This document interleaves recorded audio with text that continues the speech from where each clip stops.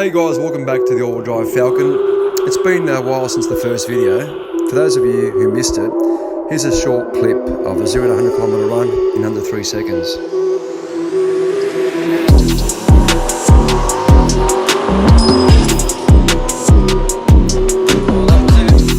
Now that sub 3 second run was recorded on a V-Box starter logger. And if you'd like to view that video in its entirety, just click on the link at the top of the screen. Back in the mid-70s, my late father had bought a used 68 model burgundy coloured XT Falcon. Now at the time, the car was a big improvement in terms of comfort and performance over my dad's previous car, and one that left an impression on me. Now a decade later, I stumbled across the custom all-wheel drive and twin-turbo XF Falcon, covered by Modern Motor and Car Australia magazines at that time. This was the inspiration that led me to design and build a modern interpretation of that all-wheel drive Falcon Classic based on the FG to FGX series Falcons circa 2008 to 2016. The FG all-wheel drive has appeared at a handful of car shows over the past 4 years. Here it is at MotorX in Sydney. Another time it was displayed amongst the many Fords at the V8 Supercars race in Homebush.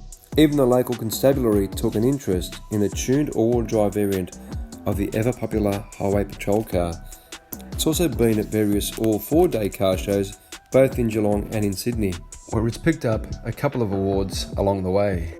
The car has been displayed alongside another all-wheel drive Falcon, this one being a BF Series Falcon wagon circa 2007, piloted by my mate Drew.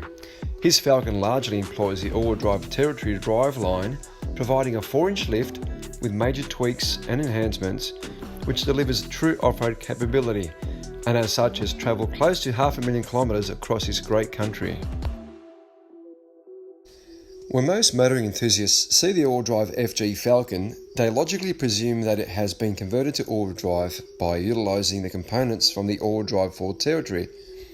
But actually this is not the case with this car, and a great deal of effort was involved to source and custom make key components to enable the vehicle to ride at standard height, yet conceal its all-wheel drive underpinnings.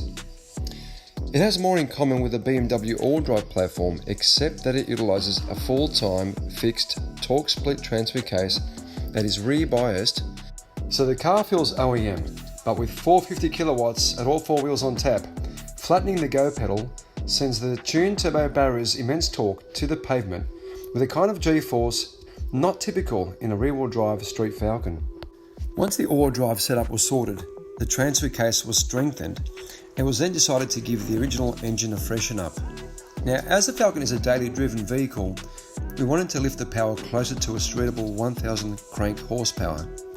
This consists of upgrading the Garrett GDX 3582 Gen 1 turbo to a larger GDX 3584 RS, with the addition of a 45mm external wastegate, forged Cosworth pistons coupled to Manly H-beam connecting rods, a set of Kelford camshafts coupled with a set of new valve springs, and the obligatory 12mm high tensile steel head studs, and for safety, a Ross Performance harmonic damper. Add to this a set of 1600cc fuel injectors and a Haltech Elite Pro plug-in ECU with flex fuel capability.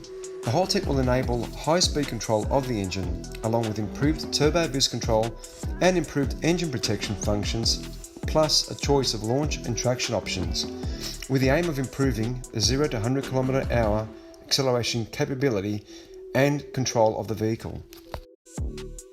Taking the liberty of upgrading the brake package.